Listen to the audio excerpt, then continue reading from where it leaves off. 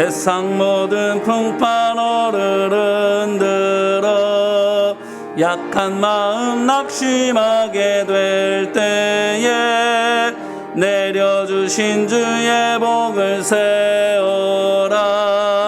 주의 크신 복을 내가 알리라.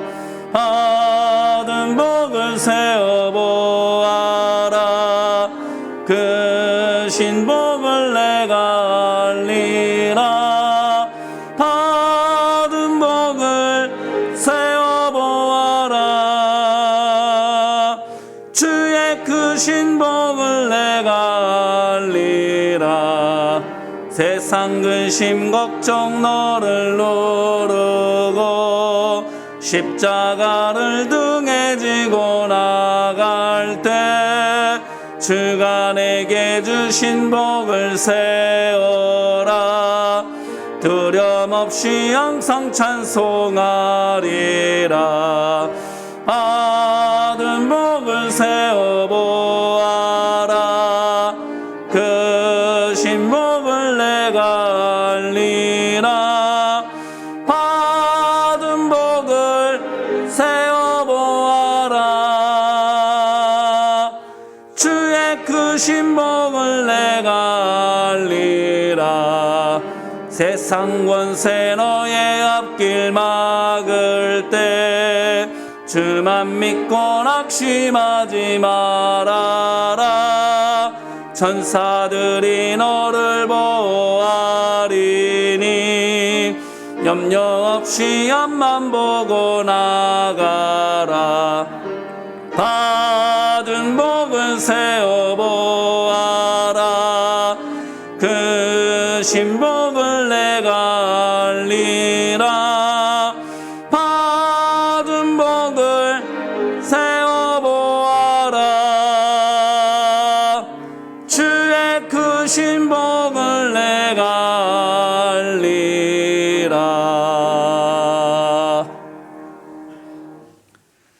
오늘 말씀 창세기 26장입니다. 창세기 26장 말씀, 오늘의 낭독자 전인희 권사님. 아침의 기도지요? 아침의 기도로 공동의 기도 같이 올려드리겠습니다. 좋으신 하나님, 새로운 하루를 열어주시니 감사합니다. 입을 열어 찬양하고 기도하오니 우리의 예배를 받아주소서. 은혜의 하나님, 생명의 말씀을 허락하시니 감사합니다. 말씀을 의지하여 살게 하시고 주님을 닮아가게 하소서. 자비의 하나님, 늘 동행하여 주시니 감사합니다. 사랑과 용서의 마음으로 살게 하소서. 언제 어디서나 평화의 도구로 살게 하소서. 가정과 이웃 그리고 일터에 주님의 기쁨이 되게 하소서. 예수 그리스도여, 우리에게 자비를 베푸소서. 예수님의 이름으로 기도합니다. 아멘. 오늘 말씀은 창세기 26장입니다. 낭독자는 전인희 권사님입니다. 창세기 26장. 아브라함 때에 첫 흉년이 들었더니 그 땅에 또 흉년이 들매 이삭이 그랄로 가서 블레셋 왕 아비멜렉에게 이르렀더니 여호와께서 이삭에게 나타나 이르시되 애굽으로 내려가지 말고 내가 네게 지시하는 땅에 거주하라. 이 땅에 거류하며 내가 너와 함께 있어 네게 복을 주고 내가 이 모든 땅을 너와 네 자손에게 주리라. 내가 네 아버지 아브라함에게 맹세한 것을 이루어 네 자손을 하늘의 별과 같이 번성하게 하며 이 모든 땅을 네 자손에게 주리니 네 자손으로 말미암아 천하 만민이 복을 받으리라. 이는 아브라함이 내 말을 순종하고 내 명령과 내 계명과 내 율례와 내 법도를 지켰음이라 하시니라. 이삭이 그랄에 거주하였더니 그곳 사람들이 그의 아내에게 대하여 물으매 그가 말하기를 그는 내 누이라 하였으니 리브가는 복이 아리따움으로 그곳 백성이 리브가로 말미암아 자기를 죽일까 하여 그는 내 아내라 하기를 두려워함이었더라. 이삭이 거기 오래 거주하였더니 이삭이 그 아내 리브가를 껴안은 것을 블레셋 왕 아비멜렉이 창으로 내다본지라. 이에 아비멜렉이 이삭을 불러 이르되 그가 분명히 내 아내건을 어찌 내 누이라 하였느냐. 이삭이 그에게 대답하되 내 생각에 그로 말미암아 내가 죽게 될까 두려워하였음이로라. 아비멜렉이 이르되 네가 어찌 우리에게 이렇게 행하였느냐.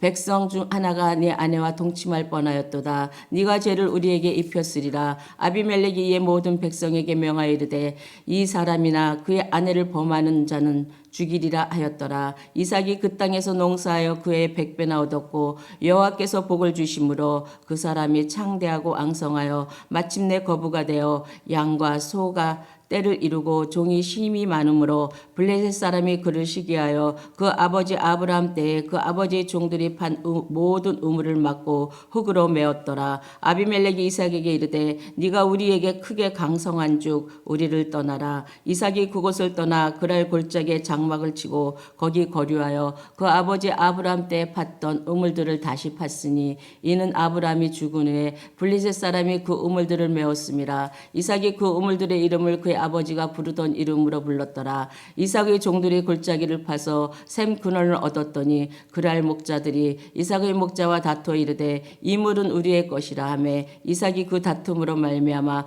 그 우물 이름을 에색이라 하였으며 또 다른 우물을 팠더니 그들이 또 다툼으로 그 이름을 신나라 하였으며 이삭이 거기서 옮겨 다른 우물을 팠더니 그들이 다투지 아니하였으므로 그 이름을 르보시라 하여 이르되 이제는 여호와께서 우리를 위하여 넓게 하셨으니 이 땅에서 우리가 번성하리로다 하였더라. 이삭이 거기서부터 부엘세바로 올라갔더니 그 밤에 여호와께서 그에게 나타나 이르시되 나는 네 아버지 아브라함의 하나님이니 두려워하지 말라. 내 종 아브라함을 위하여 내가 너와 함께 있어 내가 복을 주어 내 자손에게 번성하게 하리라 하신지라. 이삭이 그곳에 제단을 쌓고 여호와의 이름을 부르며 거기 장막을 쳤더니 이삭의 종들이 거기서도 우물을 팠더라. 아비멜렉이 그 친구 아우삭과 군대 장관 비골과 더불어 그랄에서부터 이삭에게 온지라. 이삭이 그들에게 이르되 너희가 나를 미워하여 나에게 너를 떠나게 하였거늘 어찌하여 내게 왔느냐. 그들이 이르되 여호와께서 너와 함께 계심을 우리가 분명히 보았으므로 우리의 사이 곧 우리와 너 사이에 맹세하여 너와 계약을 맺으리라 하여 말하였노라. 너는 우리를 해하지 말라. 이는 우리가 너를 범하지 아니하고 선한 일만 네게 행하여 네가 평안히 가게 하였음이니라. 이제 너는 여호와께 복을 받은 자니라. 이삭이 그들을 위하여 잔치를 베풀매 그들이 먹고 마시고 아침에 일찍이 일어나 서로 맹세한 후에 이삭이 그들을 보내매 그들이 평안히 갔더라. 그날에 이삭의 종들이 자기들이 판 우물에 대하여 이삭에게 와서 알려 이르되 우리가 물을 얻었나이다 하매 그가 그 이름을 세바라 한지라. 그러므로 그 성읍 이름이 오늘까지 부엘세바였더라. 에서가 40세에 해쪽 속 부엘리의 딸 유딕과 해쪽 속 엘론의 딸 바스맛을 아내로 맞이하였더니 그들이 이삭과 리브가의 마음에 근심이 되었더라. 아멘. 이는 생명의 말씀입니다. 하나님 감사합니다. 오늘 말씀은 창세기 26장입니다. 35개 절 중에서 33절은 이삭에 관한 말씀이고 나머지 2절은 에서에 관한 말씀인데 어제 말씀드린 것처럼 오늘은 이삭에 관해서만 살펴보려고 합니다. 에서는 내일 창세기 27장 야곱에 관해서 본 다음 모레 창세기 28장에서나 다룰 예정입니다. 여기에서부터 에서가 소외되는 느낌이지요. 어쩌면 그것은 당연한 것인지도 모릅니다. 나머지는 나중에 말씀을 드리겠지만 이것만 짧게 말씀드릴게요. 그것은 그가 먼저 하나님을 하찮게 여겼기 때문입니다. 25장 27절로 34절에 이르가 그 증거이지요. 밖에서 사냥하느라고 피곤했던 에서가 집에 돌아와 동생 야곱에게 말합니다. 내가 요리한 음식을 내가 좀 먹자 하지요. 약삭빠른 야곱이 농담처럼 자기의 속내를 비춰 말합니다. 형이 가진 장자의 명분을 값으로 주시오 이러지요. 그러자 에서가 어떻게 했습니까? 그까지 장자의 명분 옛다 너나 가져라 이렇게 말합니다. 이와 같은 에서의 행동을 34절은 에서가 장자의 명분을 가볍게 여김이었더라라고 악평합니다. 이번만이 아니었다라는 투입니다. 평소 에서가 장자의 책무를 얼마나 대충히 했으면 이와 같이 말할까요? 허나 사무엘상 2장 3절 말씀을 보니 하나님께서는 사람의 행동을 달아보시는 분, 내면을 보시고 그에 따라 심판하시는 하나님이십니다. 그 하나님께서 에서를 보고 계셨던 것이지요. 하여 나를 존중히 여기는 자를 내가 존중히 여기고 나를 멸시하는 자를 내가 경멸하리라 하신 사무엘상 2장 20절 말씀대로 하나님의 은혜를 가볍게 여긴 에서를 하나님께서도 뒷전이 되게 하여 주시는 겁니다. 고로 에서의 몰락 자업자득이고 그것에 따라서 우리도 오늘과 내일 이삭과 야곱을 먼저 본 다음에 그 후에야 에서를 보도록 할 것입니다. 자, 오늘 말씀 창세기 26장 1절로 33절 말씀인데요. 이 말씀은 이삭의 생애의 이야기입니다. 세 개의 단락이 각각 일화 하나로 되어져 있는데 각각의 일화들이 이삭의 생애의 변화 과정을 단계적으로 보여주고 있습니다. 첫 번째 단락은 1절로 11절 말씀입니다. 무슨 일화이지요? 아버지 아브라함이 했던 실수를 이삭이 반복하는 일화. 그래요.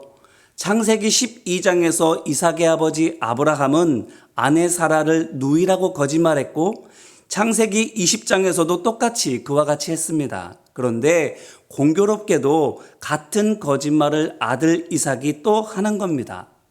아내 리브가를 자기 누이라 이렇게 거짓말한 것이지요.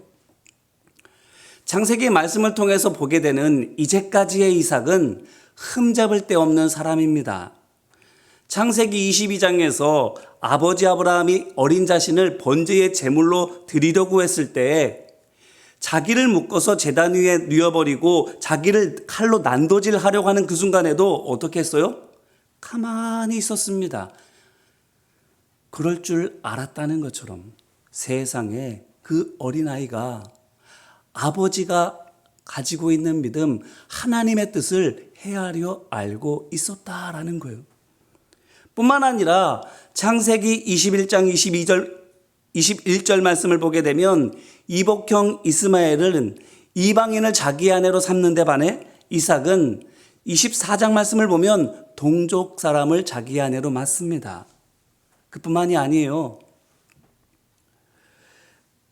이삭이 아내로 간택된 리브가를 맞이하기 위해서 들로 나가서 마중 나갑니다. 기다리고 있는데 무엇을 하면서 기다리고 있는가 보니까 창세기 24장 63절 말씀에 이렇게 되어져 있습니다. 이삭이 저물 때에 들에 나가 묵상하다가 눈을 들어 보매 낙타들이 오는지라. 아멘. 뭘 하고 있었다고요? 묵상하고 있었다고요. 세상에 얼마나 신실한 청년입니까? 그러면 생각해 보세요. 어제 아브라함이 세상 여느 아버지들과 다르게 하나님의 약속에 따라오던 이삭뿐만 아니라 자기가 약속을 깨고 몸종을 통해서 실수로 낳은 이스마엘까지도 아들로 여겼다 말씀을 드렸는데, 그렇다면 아버지는 그렇게 했는데 신실한 믿음을 가지고 있는 이삭, 그는 이스마엘을 어떻게 대해 주었겠습니까? 아버지 아브라함의 뜻과 마찬가지로 그도 이스마엘을 형으로 대했을 것입니다. 만약 그렇게 하지 않았다면 아브라함은 이스마엘을 아들로 대했다 할지라도 이삭이 못마땅해 여겨서 아버지 사라 생전에만 맞지 못해서 형 대접을 했던 거라면 어제 보았던 25장 9절 말씀, 그의 아들들은 이삭과 이스마엘이라는 이 말씀에서 이스마엘은 쏙 빠져버리고 그의 아들 이삭은 이것으로 바뀌고 말았을 겁니다. 하지만 아니었어요. 이삭도 이스마엘을 진짜 형과 같이 대해 주었습니다. 고로 노비 취급당하여도 별 수 없고 미운 오리 새끼같이 버려져도 할 말 없는 이스마엘이 아들로 높임받는 큰 은혜를 입을 수 있었던 것 누구 덕입니까? 먼저는 아버지 아브라함의 덕 뿐만 아니라 아버지의 하나님을 내 하나님으로 믿었던 이삭, 세상과 반대로 살아가는 아버지를 보고 듣고 배운 대로 따라했던 이삭 덕분입니다. 그런데 이런 훌륭한 이삭이지만 오늘 말씀은 충격적이게도 그도 실수하는 것을 보여주고 있는 거예요. 그런데 이게 무슨 의미일까요? 오늘 말씀의 초점, 실수에 있지 않습니다. 아무리 믿음의 족속 하나님의 백성이라 할지라도 사람인 이상 실수하지 않을 수 없다라는 것이 이 말씀의 요지가 아닌 겁니다. 요지는 횟수를 보시면 돼요. 보십시오. 아브라함은 같은 실수를 2번 반복했습니다. 이삭은요? 1번. 주목해야 할 게 바로 이겁니다. 실수해요. 믿음의 족속 하나님의 백성이라 할지라도 그럼에도 불구하고 낭망하지 않고 계속 말씀 보고 듣고 배우고 실천하면 말씀을 거울 삼아 나를 비춰보며 내 안에 있는 죄의 오물을 씻고 털어내기를 반복하면 어떻게 된다고요? 깨끗해진다고요. 이것을 성화, 거룩하게 되어감이라고 말하는 겁니다. 로마서 11장 17절에서 바울은 이것을 접붙임이라는 농사 기술에 접목해서 이렇게 말합니다. 돌감람 나무인 내가 그들 중에 접붙임이 되어 참감람 나무 뿌리의 진액을 함께 받는 자가 되었은즉. 아멘. 맞아요. 사람은 하나님이 아니기 때문에 실수하기 마련입니다. 허나 하나님과 함께하면 하나님을 닮아갑니다. 말씀에 붙어 있으면 말씀이 나를 점점 믿음의 족속 하나님의 백성답게 변화시켜 나아갑니다. 이것이 오늘 말씀 첫째 단락 1절로 11절이 우리에게 주는 교훈입니다. 이어서 둘째 단락 12절로 25절 말씀입니다. 무슨 일하지요?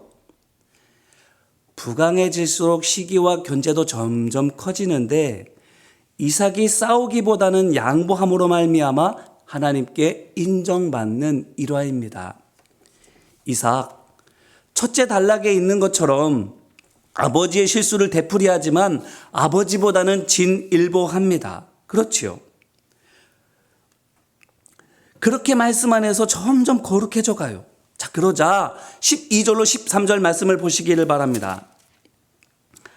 하나님께서 그에게 복을 내려주시는데 어떻게 주세요? 말 그대로 폭포수와 같이 쏟아 부어주십니다.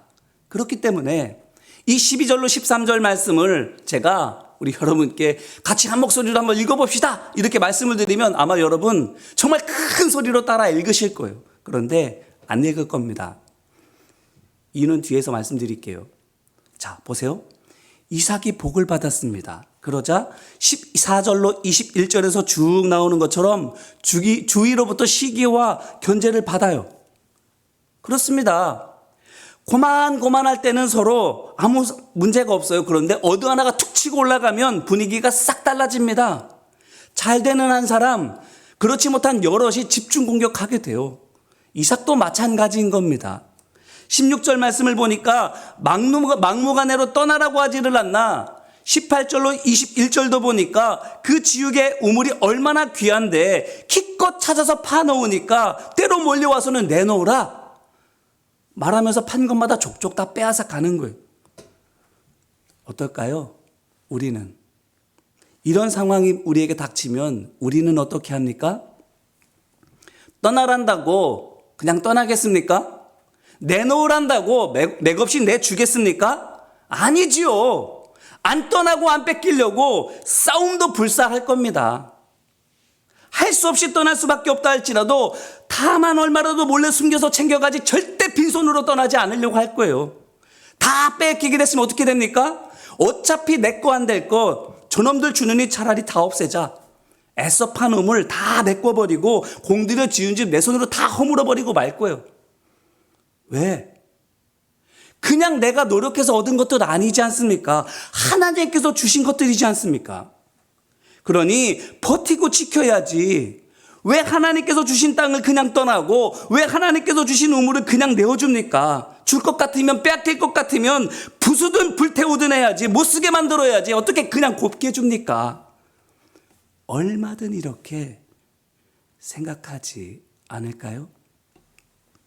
그런데 보세요. 이삭을 떠납니다. 아버지 때부터 살던 고향 같은 내 땅, 하나님께서 주신 그 땅 떠나요.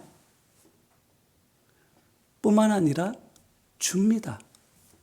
아버지가 팠던 내 소시적 추억이 담은 귀한 우물, 하나님께서 주셨고 내가 힘들어 판 그 우물들 그냥 다 내어줘요. 셋이나. 이거는 빼앗긴 우물이 3개다 그 말을 말하는 게 아닙니다. 3은 완전수를 가리키지요. 다 줬다라는 겁니다. 완전히 내어줬다라는 겁니다. 우물들을 달라는 대로 족족. 아무리 소중해도 아무리 귀해도 그게 설령 하나님께서 주신 복이라 할지라도 다 내어줬습니다. 그러면 생각해 보세요. 만약 이삭이 12절로 13절에 있는 그 복이 전부라고 생각했다면 그래도 그가 이렇게 했겠습니까? 천만의 말씀. 앞서 말씀드린 것처럼 그 땅과 우물들을 지키려고 싸웠을 거예요. 저도 그래서 떠나서 잃어버린다 할지라도 절대 곱게 안 주고 절대 곱게 안 떠났을 겁니다. 그런데 이삭 반대로 했습니다. 바로 이것이 이삭이 세상 사람들과 정반대로 살았던 믿음의 족속 제1대 아브라함의 후사가 되는 이유입니다. 그냥 육신의 아들이라서 이삭이 아브라함의 후사가 되는 게 아니에요. 아버지의 믿음이 내 믿음.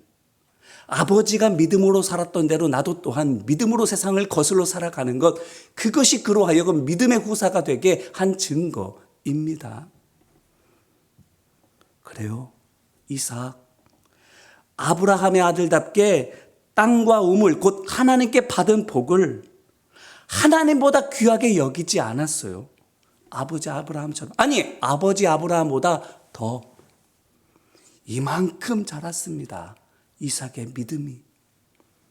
자, 그런데 그렇게 하니까, 다 비우니까 어떻게 되죠?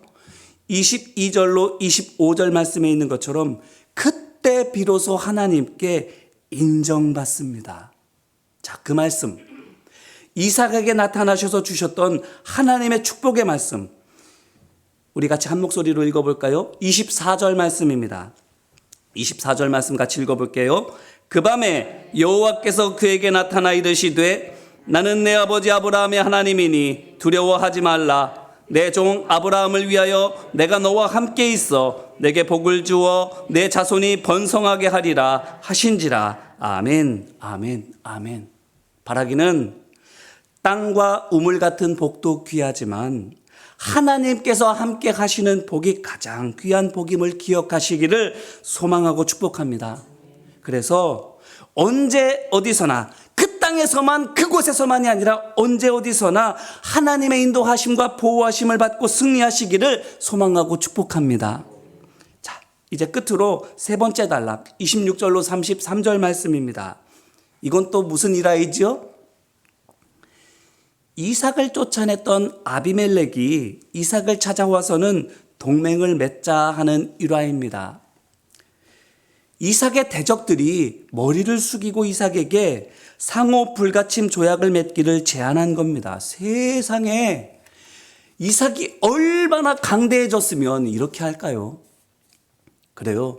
이삭, 이제는 누구도 감히 그를 쫓아낼 수 없고 누구도 감히 그의 것을 빼앗지 못할 만큼 부강해진 겁니다. 자, 이러면 우리는 어떤 생각을 할까요? 무엇에 우리의 눈길이 갈까요? 야, 그의 재산이 도대체 얼마길래, 그의 군마가 도대체 어느 정도길래 세상에 일국의 왕도 이렇게 굽실굽실할 수밖에 없을까? 거기에 우리의 눈길이 가기 쉽지요. 그런데 보세요. 이삭이 가진 가장 큰 재산, 그게 과연 무엇일까요? 이겁니다. 28절 전반부 말씀을 보세요. 자, 분명히 보았으므로까지만 우리 같이 읽겠습니다. 시작. 그들이 이르되 여호와께서 너와 함께 계심을 우리가 분명히 보았으므로. 아멘, 아멘, 아멘. 무엇이 그의 가장 큰 재산이라고요? 하나님의 함께 하심. 여기에 소리가 명심할 게 하나 있는데 바로 결과만 보지 마시라 하는 겁니다. 바로가 애굽 왕의 호칭인 것처럼 아비멜렉도 블레셋 왕의 호칭이에요. 그렇기 때문에 왕이 친히 신하들과 함께 이삭에게 와서 협정 맺기를 청한 것만 놓고 보면 이렇게 오해할 수 있어요. 하나님께서 함께 하시니까 전보다 돈도 많이 벌게 되고 전보다 힘도 많이 세워져서 그러니까 왕도 머리 숙이는구나 라고. 자, 그런데 생각해 보세요. 그 함께 하신 증거가, 하나님의 함께 하시는 그 증거가 과연 무엇일까요? 28절에 있는 것처럼 블레셋 왕이 이삭에게서 하나님의 함께 하시는 증거를 똑똑히 보았다고 하는 게 그게 돈 많아지는 겁니까? 따르는 사람들이 많아지는 겁니까? 하느님마다 세상 말로 대박 터지는 겁니까? 29절 말씀을 보시기를 바라요. 블레셋 왕이 하는 말인데 이삭에게 협정을 맺자고 하는 이유가 바로 이거예요. 너는 우리를 해하지 말라. 이는 우리가 너를 범하지 아니하고 선한 일만 내게 행하여 내가 평안히 가게 하였음이니라. 이제 너는 여호와께 복을 받은 자니라. 아멘. 이게 무슨 말이에요? 쉽게 풀어서 말씀드리면 이런 말입니다. 우리가 일전에 너를 쫓아내고 내 우물들을 빼앗았을 때 우리가 그것들만 빼앗았지 내 목숨까지 빼앗은 것은 아니고 곧게 보내주었지 않냐. 그러니 우리에게도 이제 그렇게 해주시게 하는 말입니다. 보세요. 너 우리보다 부자잖아. 너 우리보다 군대 강하잖아 하면서 협정을 맺자 하지 않았습니다. 우리가 내게 선을 베풀어 주었는데 너는 우리보다 더 선하잖아. 이러면서 협정 맺기를 청하는 거예요. 그래요. 저들이 이삭에게서 본 것, 돈이 아닙니다. 군대가 아닙니다. 의로움입니다. 겸손입니다. 자기들은 감히 흉내도 낼 수 없는 거룩함, 곧 세상과 반대로 살아가는 구별됨입니다. 저들이 본 게 이삭에게 있는 가장 큰 무기라고 여겼던 게 바로 이거예요. 그럼 생각해 보세요. 세상이 믿음의 족속 하나님의 백성에게 무릎을 꿇을 가장 센 무기가 무엇인 겁니까? 우리가 세상을 향해서 진정으로 보여줘야 할 믿음의 족속 하나님의 백성의 모습이 무엇입니까? 세상과 구별된 모습, 거룩함입니다. 그래서 돈 많이 벌어서, 그래서 힘이 강해져서 그게 아니고 많든 적든 강하든 약하든 모든 상황에서 하나님과 함께하며 세상을 거슬러 반대로 살아가는 그 모습, 그것이 세상이 놀랍게 여기는, 신기하게 여기는 우리의 가장 큰 무기입니다. 아멘입니까? 아멘이에요. 아멘이에요.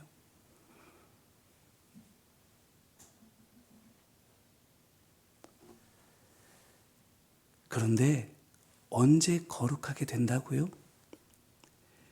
먹을 가까이 하면 점점 검해지는 것처럼 하나님을 가까이 할 때에 하나님과 가까이 하면 할수록 거룩해지는 거예요.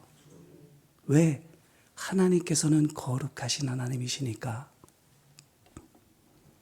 그래서요, 하나님과 함께 하시는, 하나님께서 함께 하시는 임마누엘의 복이 우리에게 가장 귀한 복 주신 것임을.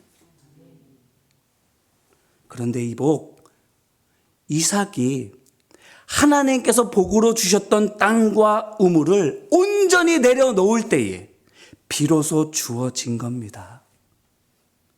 이건 하나님께서 주신 내 은복이니까 이건 절대 못 놓쳐. 이건 내가 절대로 안 떠나. 나는 끝까지 여기 있을 거야 하는 것 다 내려놓을 때 비로소 임마누엘의 은혜가 완전하게 임하게 되는 거예요. 그것을 통해서 세상을 이기는 강력한 하나님의 백성이 되는 거예요.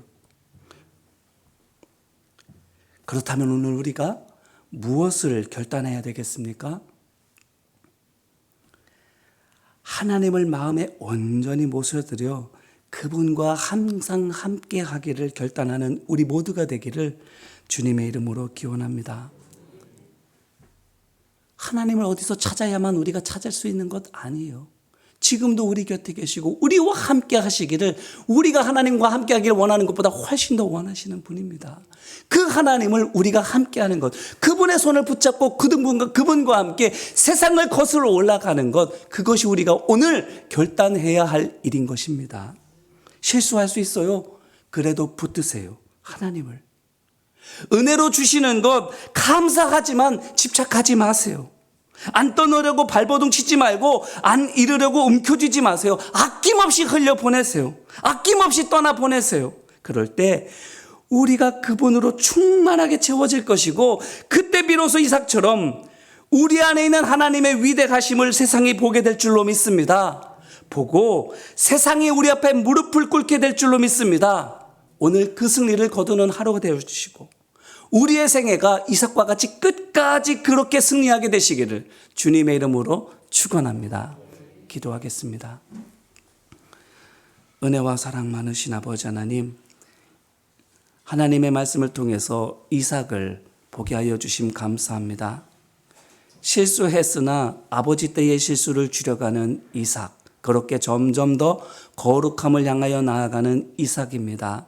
그 이삭, 그 거룩함을 더해가며 하나님께서 주신 그 복들까지도 온전히 다 내려놓게 되었을 때에 진정 하나님께서 함께 하시는 증거가 그의 돈 많고 적음과 일의 잘됨과 안됨과 상관없이 무 사람들에게 보여지는 놀라운 임마누엘의 은혜를 경험하게 되었고, 그것으로 말미암아 세상이 그에게 무릎 꿇는 귀한 은혜가 있었습니다.